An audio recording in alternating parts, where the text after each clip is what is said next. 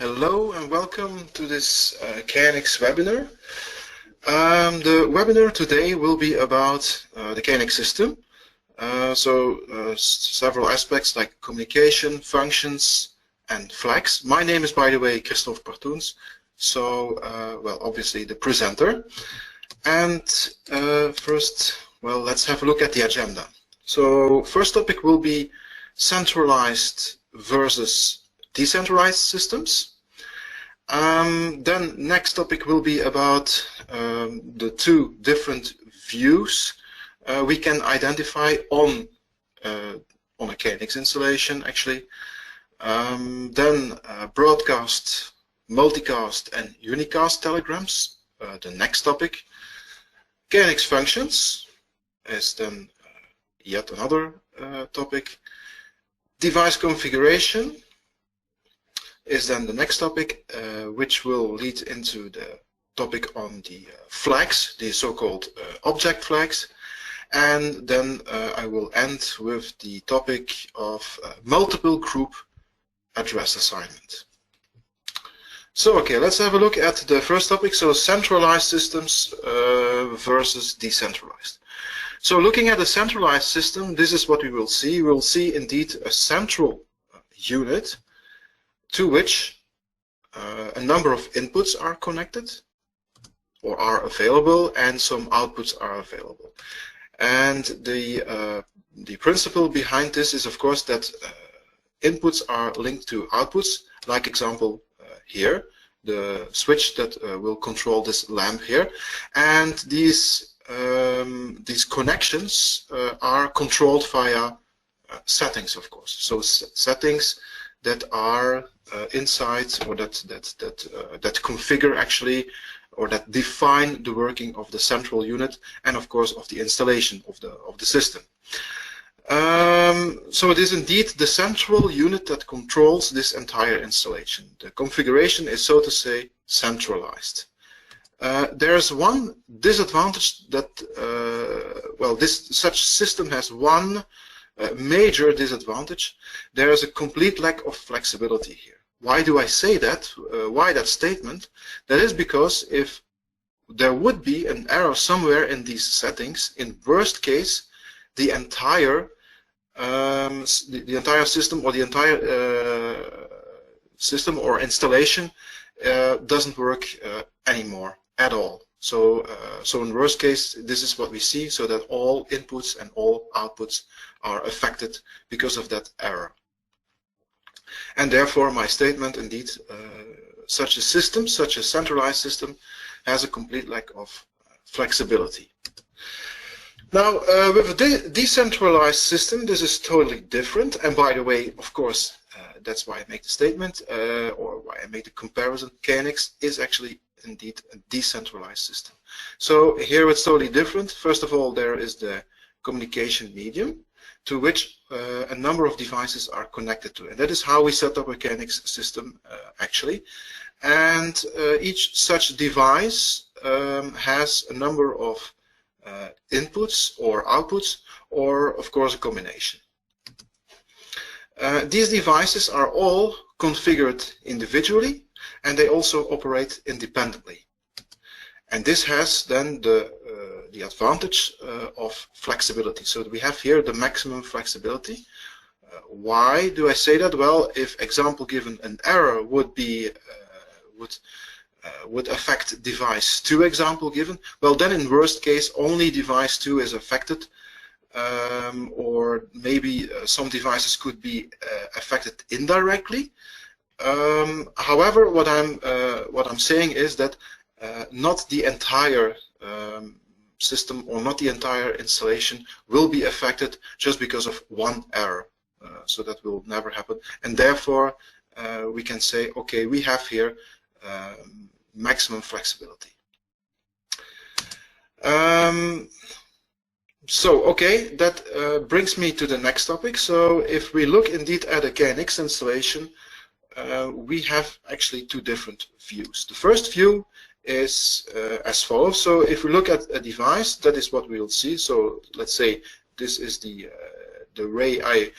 way we can represent a device, like a rectangle. Okay, And then this would be then the installation, the entire installation, so a collection of, or a network of devices. Okay. In order to set this up, in order to have this working properly, in order to commission this, what we will need is well, broadcast telegrams and also unicast telegrams. So that are specific types of telegrams. I will explain in one of the next coming slides. I will explain it in a bit more detailed way. What this actually means. But for now, just remember, okay, there are different views. So this is the view of the devices, and in order to commission it, in order to get it working properly, we need broadcast and unicast telegrams. We can also look at the same installation in a totally different way, and that is because of the so-called data points. So each device has at least one data point. So a data point could be well, example given, a data point that represents the rocker of a push button, or the relay of a binary output. That could be a data point. Well, such a relay could be indeed represented by a data point. So there's at least one data point available for each device. So if I look then at the entire installation, then I will could see this. However, if I look at it separately, then this is what I will see. So this is the view on the data points. So this is independent actually from the devices. So well, that is actually the second view that we can distinguish. So as I said, indeed, the same installation is actually, so a KNX installation is in the first place a collection of devices, but it is also at the same time a collection of data points. And in order to have these data points working properly, so that they communicate with one another, these data points will use yet another type of telegrams, the so-called multicast telegrams. And to translate it into KNX terms, I actually have to say that the data points are called group objects, or also called well, short objects. And it are indeed these objects that will use multicast telegrams in order to communicate with one another. Now, well, next thing that I want to introduce is a group address. Actually, a group address is a device-independent virtual link between objects. So, example given. Here we see now. So I have here 3 yellow data points. That means what I want to say here, or what I want to express, is that these objects are linked together by means of a group address. So again, the group address is indeed a virtual link. There's nothing really physically linked here, but they are, however, linked. So that is a group address. That could be group address 1 example given, so having a very specific identifier, a specific value. And a blue example given, so yet another collection of objects could be, is then, well, they are linked together by means of yet another group address, so in this case, group address 2.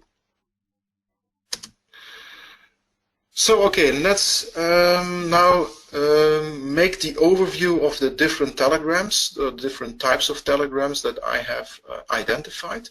So we see here on the top the broadcast telegrams. The broadcast telegrams, they are actually required in order to, well, they are used for network management. So they are actually used, example given, so typically, typical example is to set individual address, to set the individual address of a device. Why do we call that broadcast? Well, that is because it indeed literally is a telegram that is actually addressed to all devices of the KNX installation. There's all these devices will try to process such telegram, or they are actually sent out to be processed by all telegrams, or to be received at least, and yeah, that is actually the idea behind a broadcast. Unicast then, unicast, so it encapsulates the word uni. I think this is coming from Latin, if I'm not mistaken, but anyway, it means that it is a telegram which is exactly, which is meant or is sent for or sent out to exactly one device in the installation, right? So this is indeed typically used for device management, like example given, to set its parameters or to download its application program, right? So that is unicast. In the middle we have multicast, where multi indeed indicates that this is a telegram sent to a group of devices. Such a group could also be just one device, that could be. It could also be all devices. However, it is a group, so it's undefined, so in most of the cases it will not be one, it will not be all, it will be something in between, right? This is the telegram, or the telegram type at least, that is used during runtime of a KNX installation, and is example given used for closing, in order to close or to open a relay of a switch actuator. So indeed the runtime telegrams. So that is then the overview of the telegram. So next topic is where I'm going to again repeat what we already know before. So in which I will go deeper into the multicast telegrams, which actually represent group communication. So remember this picture. So this is what we have. So we have the two views at the same time here. We see the devices and we see the objects at the same time. Remember this, that group address 1 was that represented actually the objects, the group objects that are linked together via the group address yellow. 2, where the objects are linked together with the group address in blue here, and well, such a collection of group objects connected via the same group address is actually called a group. And within one group, or within one group address, you can also say it like that, there has to be at least one output object and at least one input object. Otherwise, sorry, the group address has no meaning. Now, in order to explain you the difference between input and output objects, because this is important for the rest of the webinar actually, so let us be clear on this. So example given, or the principle behind this is that input objects are those objects that will get their value from the bus, whereas output objects are those objects that will send out their value to the bus. So example given, or to illustrate it in a more graphical way, let's say, or visual way, so if we have indeed the connection between the bus and the input object, then this is what we will see. So the input object will indeed get the value from the bus, whereas an output object will send its value to the bus. And the typical examples are, for an input object, a relay, because that's indeed correct. A relay will be, how to say, it's will be influenced, will be affected, whether to close or to open the relay. That's of course done via an update, a telegram coming from the bus. For a push button, it is indeed the case that whenever the user manipulates rocker or one of the rockers of the push button, then indeed that device will send out a telegram with the updated value of that rocker. Right, so that is indeed output. Okay, now I'm going now slightly into the different functions, but first of all I want to explain you a few principles. So that is where we can see that indeed one group address could represent a complete function. So I have put here a number of devices in the KNX installation, so we can make quickly an overview. So you can also follow here on the bottom what the abbreviations mean. So PB is the push button, SA is the switch actuator, DA dimming actuator, BA blinds actuator, and V is visualization. So that's what we have here. Now let's say that this would be the function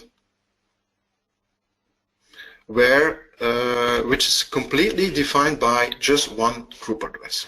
So what we see is that one of the data points of the push button is there, of the two-fold push button.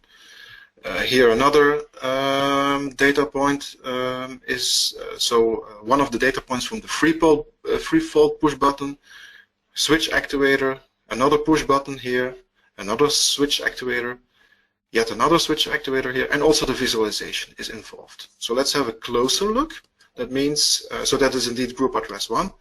So I just get rid of the devices that are not in the function. Okay. Yet closer, looking closer, what we can see here, what we can distinguish is indeed 3 output objects, 4 input objects, and 1 visualization object. So let's find out 3 output. So push buttons are output, so that's correct. Let's find out if it's correct. So I have 1 here, indeed, 1 here, and another 1 here, because the rest is our switch actuators and the visualization. So for input, is that correct?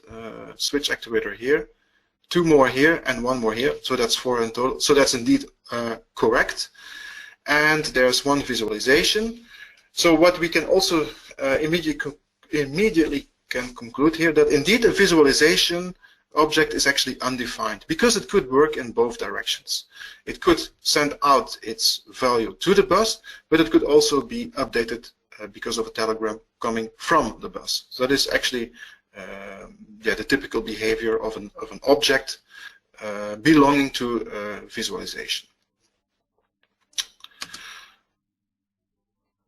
So that's so here we can see this indeed illustrated. So here we see the push buttons getting the yellow arrow pointing to the bus. So that's indeed output. And here we can see blue.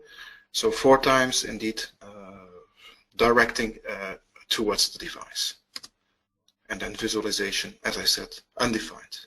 There's no direction there actually. And well, the function is for switching, which is quite obvious, I guess. So indeed, a switching function can be just set up by using 1 group address.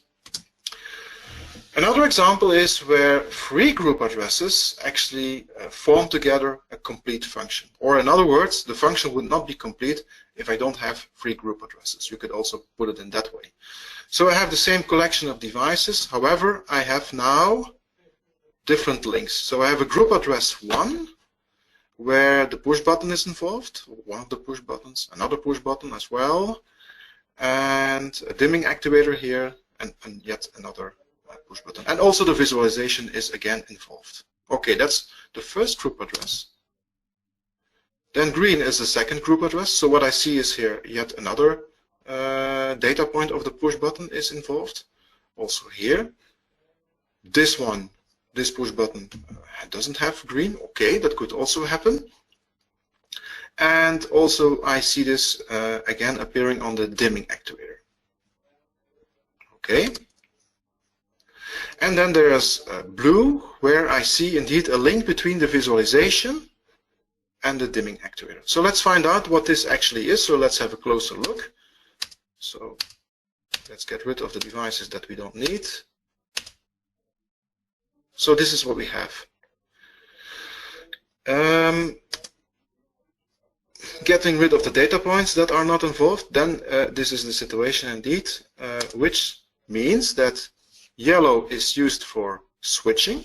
So that indeed means that the push buttons here have an object that specifically controls the let's say the on-off action of the dimmer. So we also see that here in the dimmer. This push button only has yellow. That could happen because indeed, if you look at green, that is actually meant for relative dimming. So that is not on-off, but that is really the actual dimming of the dimmer. Of course, the dimmer is involved. These push buttons are involved.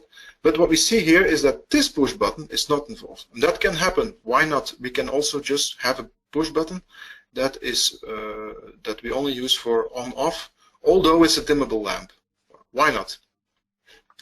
And then there is another object still required, or better said, address, and that is which is used for the value. So the value in percentage actually of the dimmer. This is an 8-bit, has a length of 8-bit, and actually defines indeed okay, what is yet the actual value of the dimmable lamp? Is it switched to 100%, 50%, 60, or whatever? That is actually what it means. And what we typically see on the visualization is that indeed only yellow, so switching, and value is actually interesting. The visualization is as such not interested in the dimming, because dimming is actually something dynamic. It's a dynamic aspect of a dimmer, and visualization is normally not meant for that.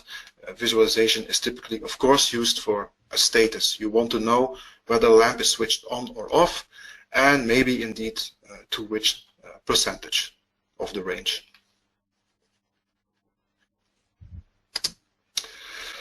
So in total what we see is 5 1-bit objects, so 5 times yellow, 1, 2, 3, 4, 5, yes, 3 times 4-bit, 1, 2, 3, correct, and then 2 times 8, 1 and 2, so that's correct. Now I want to introduce again other functions now, so but I want to just explain to you a new presentation way so that you understand these functions better yourself. So I start again with switching. So what we need is 2 devices, a push button and a switching actuator. Both have one object or data point, and obviously we need to connect them together with a group address which is meant for on-off and which has a length of 1 bit. Sorry. Then dimming. So what we need there is also a push button, and but this time a dimming actuator. Both have 2 objects which I need to link respectively with group address 1 for switching, and green, so the other one for relative dimming. Right? So that's what we minimal need for dimming. You could say, where's the value? Well, the value and a push button, well, it's not really required enough in order to have, first of all, you don't need to have the value as such in order to dim the lamp, so you can perfectly dim without the value. Second, a push button, well, what I will probably not see any installation, or we will not see an installation where a push button, or let's say a rocker, is reserved just to send a specific value of the the dimmable lamp. It could, of course, be, but it's not very likely. What you could do is, of course, work with an. You also could control the dimmable lamp with a smartphone. Well, then, of course, you could reserve a data point there in order to control the value. That could be done as well. But here, I just set up the minimal requirement, so to say. Okay, dimming and visualization. So that is also still, rehearsal here because I already explained it. So what we need is indeed 3 times switching object. So 1 on the push button, 1 on the dimming actuator, and 1 on the visualization. Green for relative dimming, so only between the push button and the dimming actuator. So as explained before. And then 3, so group address 3 for the value. So between the dimming actuator and the visualization. So that was already explained, but it's just presented in another way if you want. Dimming and movement detection, so that's a bit different now.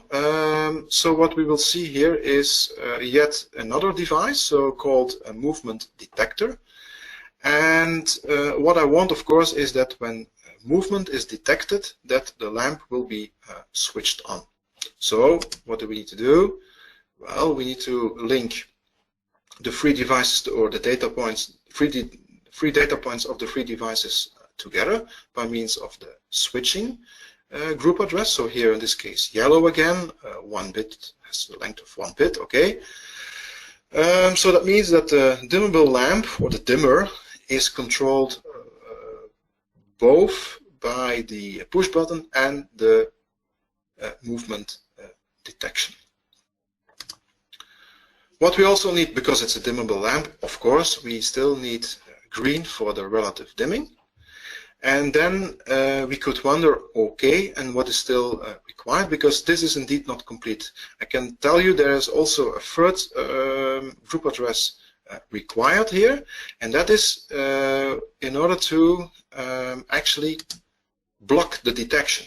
Because it could be that we are in a situation where we don't want the movement detector to react on movement.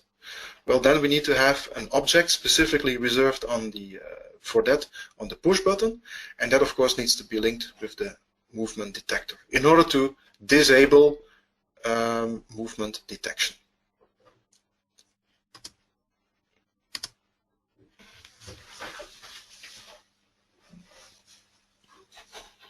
Just a second, please.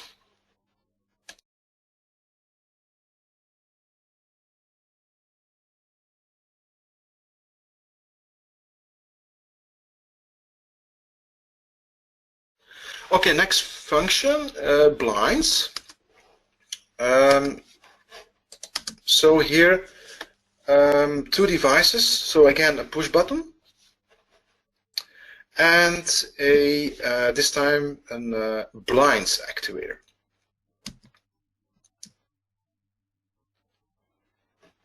Then a link between the first object, so one of the push button and one of the blinds actuator for step stop, and another one for move up, move down. So both have a link of 1 bit, and that is actually all we need in order to control blinds. So it's just 2 objects, 2 group addresses, and that's it. So then the blinds will indeed move, will work properly. So you will be able to make them move in either direction, and also to stop that movement. And when the movement then is stopped, you can also have the possibility to go step by step, to move actually to continue moving, but then step by step. So that's all actually covered by just 2 group addresses. We can also link the blinds to visualization system. Well, then the links look as follows. So again, one for move up down, another one for step stop, that is just between the push button and the binary, the blinds actuator. And then there is yet another object or link required between the blinds actuator and the visualization system. And that is actually the group address that we will need in order to find out the absolute position of the blind. So where exactly in percentage is the blinds at this very moment? Is it at 25%, at 30%, at 60%? Where is it? And that's what we can find out here with this third group address. So this is an 8-bit code, which typically is used for visualization systems. Blinds and wind alarm is also a typical application. So again, we can, it's actually already repeating it. So one link or one group address for move up down, another one for step stop, and then there's the link between the blinds actuator and yet another device, the wind alarm. And that is actually, well, a third group address, of course, used for wind speed. The wind speed is expressed in 16-bit. So what actually happens here is that the wind alarm is not really a wind alarm as such, because it actually sends out the information about the wind speed at that at any moment, so to say, or regularly, how to say, measured, and then that value is sent on the bus, will be received by the blinds actuator, and it's the blinds actuator that decides whether a certain threshold is reached or not. If the threshold is then reached, then the blinds actuator could decide indeed to bring the blinds in a safe position so that they will not be harmed because of strong wind. So that is actually the idea behind this, behind this concept. And again, so the wind speed is sent over the bus and is encoded in 16 bits. The same device, by the way, could also, or the same, well, actually the same data point here, or the same object, could of course be linked to other blinds actuators, or even in general other devices of whatever type would be whatever function that would be interested in wind speed, so to say.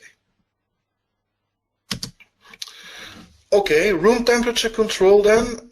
So here we see the minimal setup again. So we need a push button, we need an RTC. RTC is a room temperature controller. And here I also have set up a switching valve. So what we need as link is actually very simple. So first of all, a group address 1 for the day-night switch of the room temperature controller. So we simply express here whether we want comfort mode, yes or no. We are at home, so to say, or it is day operation. I am home and I want the heating to control the temperature of the room. If this is the case, then the room temperature controller needs to have a link to the valve, of course, in order to control, in order to make sure that indeed heat is produced in the room, so that the temperature will be influenced, so that the temperature will indeed increase. And that is done also with a 1-bit object, so indeed just switching the valve. That means, okay, we open or we close the valve, and that's it. So just 2 objects, and with those two group addresses, we can indeed control temperature in a room. It could also be a bit more complicated, and it could, so example given, look like this. So we have here a bit different situation. So we have one more device, by the way. So we have here a a binary input, and we have a push button still, the RTC, and also here a valve. However, I use this time a proportional valve, because that is also possible. Let's have a closer look at the links then. So the first link is again the same link for day-night switch, so between the push button and the RTC. A group address between the binary input and the RTC, and that is actually for controlling or for being aware of the situation where a window would be open in the room. If this is the case, then, well, obviously, if the heating is switched to day mode, well, then that heating should be switched back to night mode because of the window being open, right? And the third link, well, that's obviously between the RTC and the proportional valve. However, this is this time a bit different because it's an 8-bit code.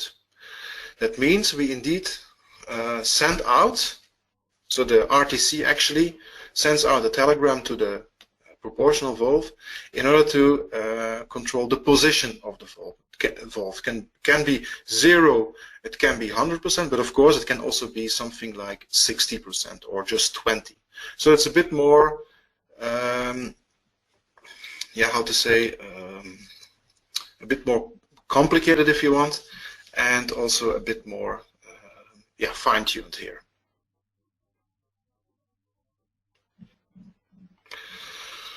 Okay, so that's, I think, if I'm not mistaken, this is the last function that I wanted to explain to you. So let's have a look at the next topic. So this is about device configuration, and where I want to go to is actually to explain to you how the objects of a device, or let's say the behavior of the objects, can be fine-tuned. But let's have first a look at the general device configuration. So, and also, please remember that indeed each KNX device, so as explained in the beginning, is configured individually, and also each device operates independently. So what is all included in the device configuration? Well, first of all, it has an individual address. The individual address defines the individual address defines the location of a device in the topology, right? Well, I'm not going to explain that right now because I have foreseen a specific webinar for that, or a specific presentation. So if you want to find out more, you should come back to that webinar, which is, if I'm not mistaken, already organized next week, right? Second part of device configuration is about parameters, which I will explain in the next coming slides. So I also skip that for now. And then there is the third part is so the third part of the device configuration are actually the group addresses that we as ETS users entirely define. So they are defined by ourselves, so to say. Group addresses that I have just explained before, so that is the links between the links that we need, or that we set up between the different objects of the devices that are involved in a specific function, like room temperature control, etc. So, okay, let's have a look at device configuration then. So let's say the game, if you want, if I can use that word, the game that we can play with the parameters of the device, indeed. So an example here is, well, I kept it very simple, of course. Well, in order to explain it to you. So we can see here, indeed, again, a one-fold push button. And this is how it looks like at this very moment. There's no data point. So if I would add it to a KNX installation as such, it would not have, well, it doesn't have any meaning there, because the push button function is indeed set to none. So that means no data points. That is maybe the default value, but let's switch it into maybe something different, where the push button function is actually put to switch or switching. Well, what I see here, the difference is, okay, we have now an object called object 0, which is meant for switching indeed. We could also change it to dimming. What I see then is that I get two, so object 0 is gone. I have now object 1 and object 2, where object 1 is also for switching, but specifically for dimming, and where I have object 2, where this object will be used for the 4-bit dimming. What I also see is that I get two additional parameters. One, in order to define the dimming long push timeout. So how long do I have to push until the command, the rocker manipulation, is indeed considered as dimming. And another parameter, parameter 3, in order to define the dimming step. Yeah? So with the dimming step, I can, example given, define, okay, I want to dim in steps of 5%, 10%, or whatever. Yeah? So in order to go from 0 to 100%, or other way around, so in how many steps do I want to do that? We could also switch it to blinds. What we see then is that we have yet two new objects here, 3 and 4. So one for movement and one for step stop. And another parameter here in order to define the move long push timeout. So how long do we have to hold the push button or the rocker in order to send out a move telegram to the bus, to the bus. Okay, so that is actually so that was about device configuration in general. So with the parameters. So with these parameters, we have indeed defined which objects are actually available on the bus, in the live situation, of course, on the bus for this specific device. And then we can go one step deeper in the configuration, in the fine-tuning of the device, in the fine-tuning of the behavior of the device, and that is by playing the game, so to say, of the object flags. Because what we see here, here we see on this slide an overview of these flags. So the flags that can be influenced for each single object are the C, the R, the T, the W, and the U flag. Where C is actually for enabling, or let's say in order to link the object with the bus. Where the read flag is actually meant for permitting a group value read to get the object of the value from the bus actually. Where transmit is used in order to allow that an updated value for the object is indeed how to say that this can be influenced with a group value write to the bus, and where the write flag is there in order to define that a group value write telegram can indeed overwrite the value of the object from the bus. And the update flag is actually the same as the write flag. However, here the value of the object will be it will be overwritten by means of a group value response. But this is a very, this is just the overview. As such, there is actually a better way in order to explain it, and that is, I think at least, what I try to do on this slide here. So what we see is on the left side the bus, and on the right side the object, and in between the flags. So the first, and maybe in order to explain you the use cases, I just repeat that an input object, a typical example is a relay, and an output object is a push button.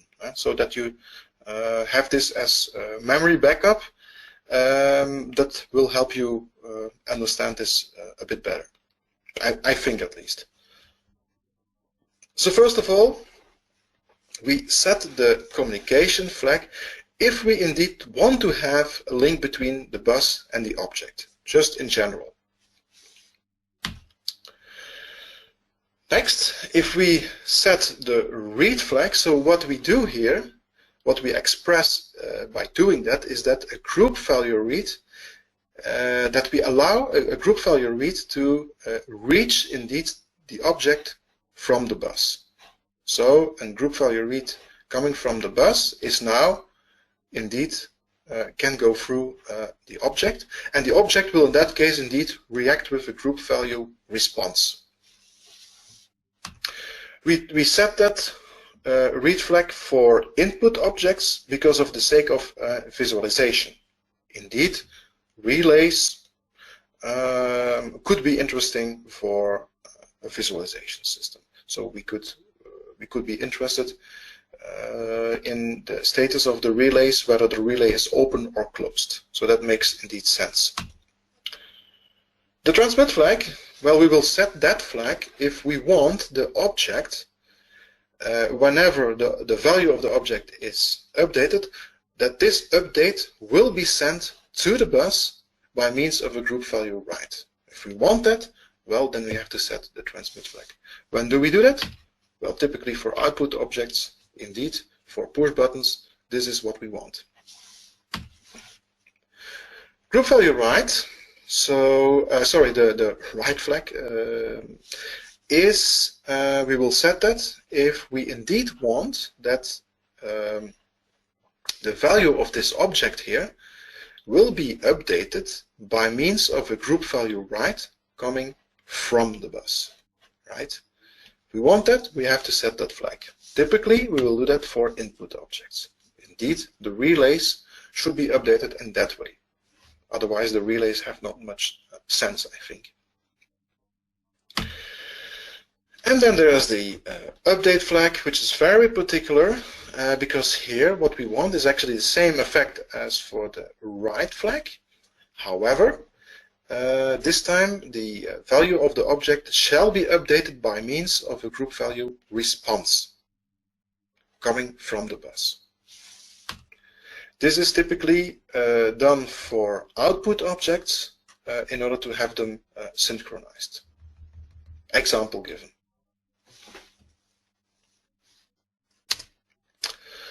Okay, let's have a look at the use cases then, but first I want to maybe again explain to you the way I present it to you. So what we see here is 3 objects. That could be objects from the same device, could be objects from 3 different devices. That doesn't matter. I make abstraction of that. It are just 3 objects, and I'm going to link them to group addresses. So where each color here actually represents a specific group address. So I have here in total 4 group addresses: yellow, green and blue, and black. Also important is to know that the most left group address, so in this case yellow for object 1, is the first assigned group address, which is also called the sending group address. You will understand in the next coming slides why this is important. And then black, I call that, well, in this case here, the shared group address, because it has been linked to all 3 objects. Well, therefore, I call it the central group address.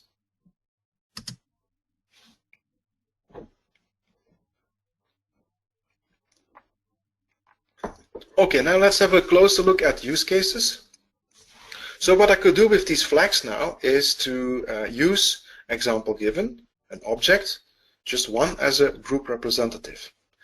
In the next use case, I go one step further. That is where I also use an object as a group representative, but I also want synchronization.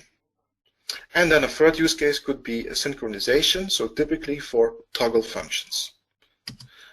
Okay, first use case is where I want to have an object as a group representative. So this is then the situation. I have the three objects. They are linked to respectively yellow and black, green and black, and blue and black. And what I also see here is that the communication flag and the write flag is set here in all three cases. But I have here for object 1 additionally also the R flag. Okay, now let's find out what happens if I do a group value write telegram via the black group address. Well, that obviously will override the value of all three objects, so 1, 2, and 3. If I do a group value read, if I do a group value read via black, so via the central group address, well, what will happen then? Remember the story of the sending group address? Well, then this will happen. There will actually only one object will react by means of a group value response, and it will do that via red. Yeah? First of all, it will. So first of all, what is the reason that only object 1 will do it? It's because of this. Only the R flag is set for this object. Here we don't have that, so those objects will not react to the group value read. The object 1 will send the group value response via the red group address, because red is the first one assigned, is the most left group address here. So that's how we set this up. Now, one step further is where we more or less start with the same situation. However, the group address assignment is totally different actually. And also I have here added 2 more flags for object 2 and object 3. So let's see what happens if indeed a group value write is done via red. Well, that will obviously override the value of object 1, 2, and 3. But let's find out what happens if there is indeed a group value read via black. So first of all, black is only assigned to object 1. Object 1 has the R flag set, so it will react. So everything is in order there. So there will be a group value response via red because it is the first one assigned, so the most left group address. But because of that, also the same group value response, so sent by object 1, will also be received by object 2 and 3. And that will then make sure, so that telegram will make sure that also the values of object 2 and 3 will be updated because of the update flag, right? So this is not group value write, but group value response. And in order to have a group value response control indeed the object or the value of the object, you need to set the update flags. So what we see here is actually indeed synchronization. And then the synchronization for toggle functions. So in general, we will not use the write flag for output objects, because an output object, so typically the push button, is actually something that will send out its value. But here this is the exception. Yeah? Why is this the exception? Because if you have several toggle functions or rockers that serve as serve as a toggle function indeed, then you rather have them in sync. Otherwise, you could have unpleasant effects where you have to click twice in order to change the status of the lamp example given. So that's why for toggle functions you want them to be synchronized. So what you do then is, so if in the case of the 3 output objects, well, you simply also put for them the write flag again, which is not common practice, but in this case, okay, it's exceptional, so exceptional situation. But it will indeed work as expected then. So that means whenever example given output object 2 sends out an updated value of the object, then 1 and 3 will be updated because of that. Again, because of the W flag.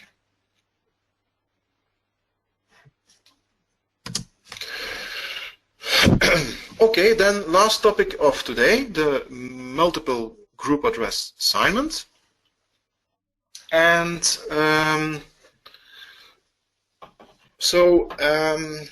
what I will explain to you here is that how the values of several objects can be set in one go, and how the individual values of several objects can be retrieved in one go. And then I also want to end with one more case which is absolutely forbidden, and that is where the sending group address is at the same time also the central group address. Okay, first case, so to set the value of several objects in one go. So what we see here is 5 input objects where all have the C and the W flag set.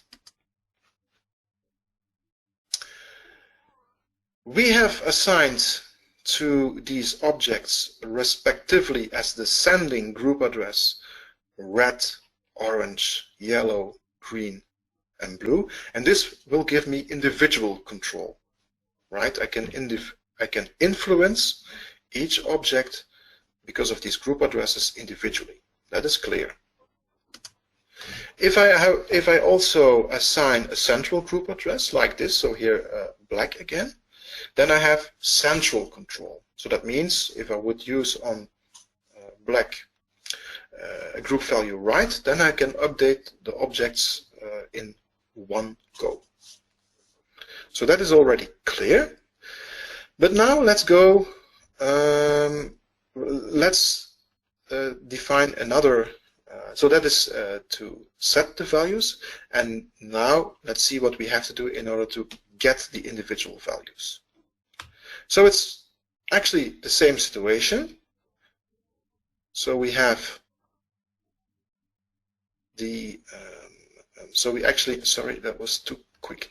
So we actually start from this situation, but this is the situation in which I want to set the value. And this is the situation where I want to get the individual value. What we need to do, so starting from this situation, we need to set the R flag. I hope you can also see that clearly. So here we have no R flag. Here we do have the R flag. So that is what we need to do additionally. Because indeed, if I do a central read via black, then because of the sending group addresses, I get individual responses.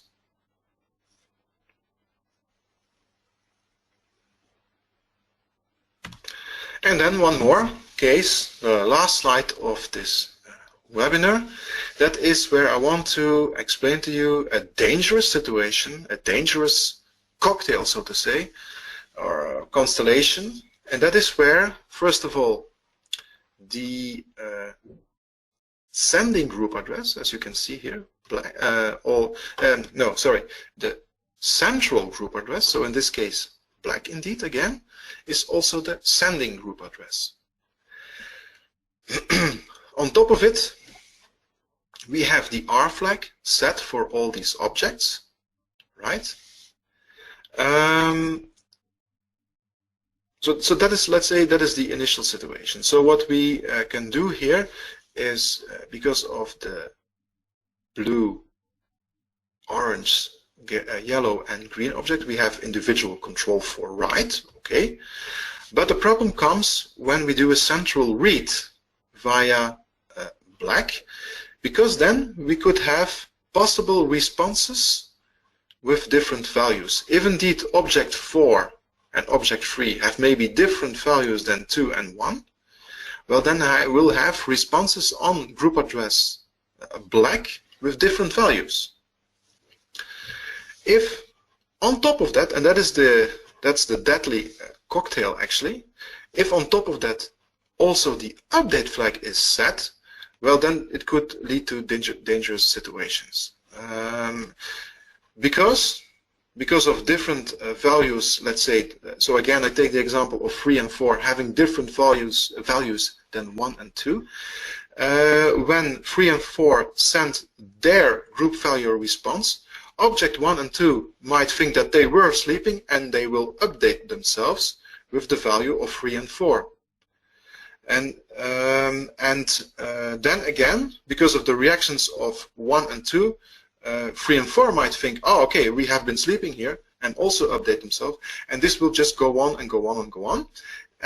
This will not go on and go on for just one function, but it could be that we have this for several functions, and then this could really lead into a dangerous, well, let's say an unpleasant situation where eventually even the bus could really go down.